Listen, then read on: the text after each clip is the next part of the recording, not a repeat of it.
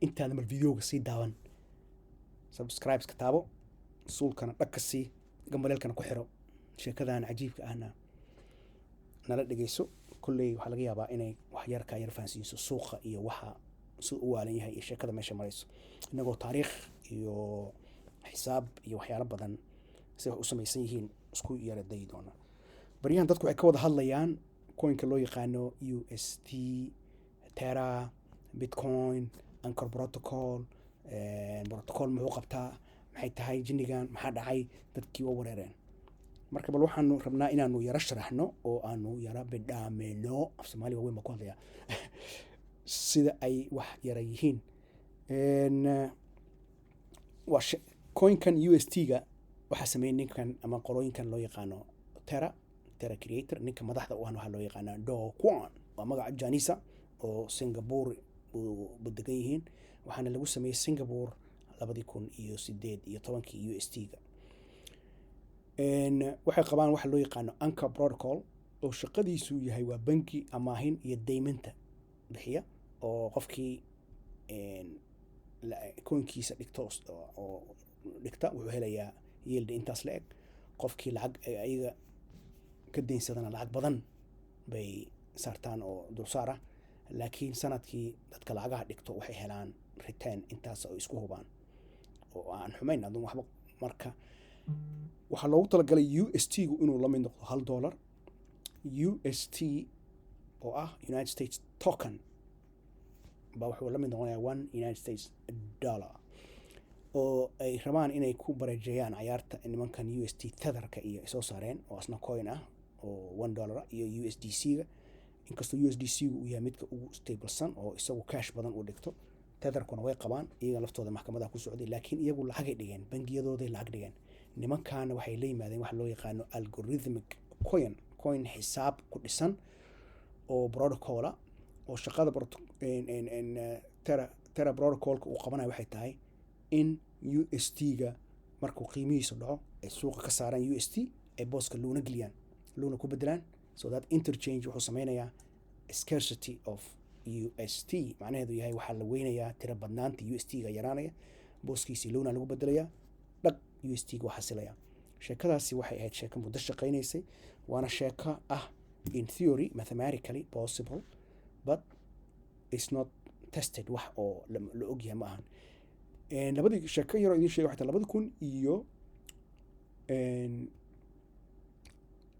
2018kii 2008 ama 2008 waxaa dhacay wax loo yaqaano financialkii oo real estate-kii dhibaato adduunka ka dhacday oo waxaa dhacay dadkii waxay soo qaadan jireen bangiyada u careen nin walba lacagtiisu kala soo baxay bangiyadii laisku hubay xataa lacagihi lagala soo baxay so bangiyadii waxaa ku dhacay wax loo yaqaano lacag la-aanaa ku dhacday markii lacag la-aan dhacdo qof walba gurigiisa inuu gado gurigiisa rahan dhigto guryihii lala wareego dhibaato aan inaba caadi ahayn hadda ma laga yaabaa bitcointii ayadu sheekadan ay keeneen bitcoin aan dhigaynaa in ayadana ay ka dhacdo marka intaana bitcointa aanan sii gelin waxaa jirta nimankani markii ay sameeyeen waxay maalin dhaweed waxaa la yaab sheekada la yaabka waxay tahay maalin dhaweed ninkan Do Kwon iyo kooxdiisan Terra Group Foundation waxay tageen bitcoin ay tageen waxay soo gateen bitcoinyo badan oo lagu qiyaasay I don't know 37,000 bitcoin ama adigu oo lacag $750 billion lacag lagu qiyaasay oo markaasi qiimaha bitcoin-ta ay joogtay ah bay soo qaateen markaasay suuqa ay waxay dhigteen anagu rihaan because waxaanay ogaayeen malaha waxa soo socdo iyo waxaanay lacagtan laga rabo faraha badan oo dadku ay ka rabaan iyo wixii ku soo fogaan bay u jeedeen kulay because aqli ma sameynayso waxaan markay sameynayeen ma fogeenba mar dhow idaacadaha kama maqlaynay ahayd oo soo dhacay Terra soo gateen wadkaaday waa kor ugu kacay meelahaas u gaaray 900 gaaray maalin dhaweed hadda markuu soo daaday 78 buu joogay iminkan wuxuu ku soo dhacay 68 cents kaas waa bal adigu meel saar arinta meel saar 68 cents buu u gaaray qiimaha coinkaasi markii uu maalin soo daatay marka waa sheeko waalan marka iyagu waxay leeyihiin bitcoin baa rahan ka dhiganayna marka hadhow ma laga yaabaa inay bitcoin koodii lala wareego oo bitcoin ka iibiyaan dadka marka hadda waxay ku dadka qaar waxay ku hadda way iibiyeenba lacagtoodii oo dhan bay iibiyeen so marka bitcoin xataa ma haystaan, maba haystaanba wax raana ma haystaan. maxaa ku xiga markaas? suuqa inay ka baxaan. hadday run sheegayaan oo ay lacag haystaan oo warkooda uu run yahayna inay suuqa kusoo noqdaan, isdheeli tiraan oo bitcoinna kala badan gataan oo sida USDC iyo US Tether ay noqdaan oo adkaadaanna waa suurtagal. laakiin wixii la sheego waxbaa ka jira. marka dadka badankood dunida waxay leeyihiin nimankan waa niman tuuga ah, dhibaato weyn baa meesha ay dunida ku hayaan. marka sheekada jirta waa sheekadaas dadku ay la wareersan maxaa dhacay, see wax u dhaceen. waxaa kaloo rabaa inaan idinku daro US DXY waxa loo yaqaan oo isaguna inverse ku ah bahalkan la dhaho US Bitcoin iyo xiriirka ka dhexeeya iyo annaga maxay nala tahay xaguu u socdaa. markaanu eegno baryahan dhan isha ku haynay suuqan aan eegno, halkan waxaan ku qornay no bridge to cross the Rubicon River. USD-gu bahalkan DXY-gu markaa chartigiisa dib u eegto momentum xoog leh waxaa ugu dambeysay xiliyadan May 5-teedii. markii dambe xoogaa yar halkan lahaa, laakiin markan momentum uusan lahayn. so halkaa aanu eegnay waxaa noo caddaatay annagu in bahalkaani uusan lahayn awood uu ku gaaro 104.2 104.187 104.2 inuusan jabsan karin. taas waa sababtaan ugu qornay no bridge to cross the Rubicon River. oo waxaanu halkaa kusii darnay DXY is the nemesis of Bitcoin. DXY iyo Bitcoin waxay isku yihiin cadow, isma arki karaan, wax ka dhexeeya dagaal. si marka ay Bitcoin u kacdo, DXY wuxuu u baahan yahay buundo inuu meeshaan ka dhisto. webigaan halkan yaalla buundadii looga gudbi lahay iyo kandhaladii looga gudbi lahay ma dhisna. halkaas waxaan ka wadnaa buundadan ma dhisna, umana jeedno buundadaas inay dhismi doonto oo halkaa laga gudbi doono. so waanu qiyaasnay, qiyaasteena waxay ahayd in meelahan ay haddana ka celiyaan psychological inagoonba ogeyn daraamada dhiibli usii ogeyn luna iyo waxa ka iman kara, iyo inay tahay meeshaani 1.618 buu ahaa oo retainkii Fibonacci extensionka markaan ku eegnay halkaasi waa meesha ay ka noqon kartay point of return. waana cajiib subxaan allah 3 days ago baanu dhignay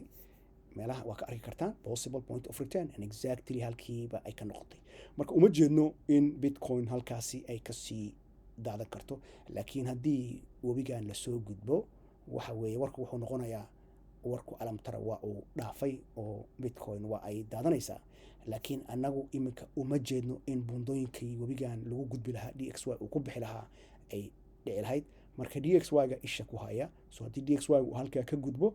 104.2 iska dheh, hadduu ka gudbo Bitcoin waa ay daadanaysaa ilaa iyo 24-25 xaggaa kasii eeg. laakiin haddii 104.2 gudbi waayo Bitcoin waa ay soo noqonaysaa. annagu waxay noola eg tahay inuusan gudbi karin oo waxaanay wax ka weyihiin. haddii Terra arrinteeda la xaliyana ay iyadu xalismayso. waxaa kaloo rabnaa inaanu Google-ka idinku tusno sawirka sheekada aan ku keenay the Rubicon River oo ninkani waa nin loo yaqaano Julius Caesar oo Roman Empire-ka watay. sheekadiisu iyada waxa weeye Roman Empire baa waxaa jiri jiray sharcigooda wuxuu ahaa ninka generaalka ee dagaalka gala markuu dagaalka kusoo badiyo ciidamadiisa lama soo gali karo magaalada, waa inuu banaanka iska dhigaa. ninkani marka wuxuu yidhi no, anigu ciidamadayda kama soo tagayo, haddaa ka soo tagto dagaal dhaca ayaa la yidhi. dagaal baa dhacay, sidii ayuu ku qabsaday waxa loo yaqaano Roman Empire. marka ma laga yaabaa in Empire Bitcoin uu dhaco oo afka dhulka loo geliyo oo DXY uu burburiyo boqortooyadii Bitcoin? waa sheeko yar oo qosole aanu idinku talagalnay inaad ku qosashaan. Julius Caesar oo cross garoonaya the Rubicon River, ma fahantay? ayaanu taana idinku soo darnay oo ah in generaalkii ciidamadii DXY-gu ay xaggaa iyo kusii jeeraraan boqortooyada Bitcoin inay qabsadaan. sheekada xiisaha leh ee aanu dadka usoo bandhignay waxaanu filaynaa inay ka heli doonaan kuna fahmi karaan mucjisooyinkan iyo sheekooyinkan cajiibka ah ee xisaabta iyo militariga ku dhisan ee Bitcoin. waa mahadsantiin. haddii videogani uu ahaa video xiise leh oo aad ka heshay, walaal subscribe buttonka noo taabo, suulkana noo taag, gambaleelkana ku xiro si aysan ku dhaafin arrimaha xiisaha leh aanu ka hadalno. inagu dhaqaaq kasta kor u kaco uma aragno webiga in la gudbi karo, buundadaasi ma dhisna ayaanu leenahay. wassalaamu calaykum waraxmatullahi wabarakaatu.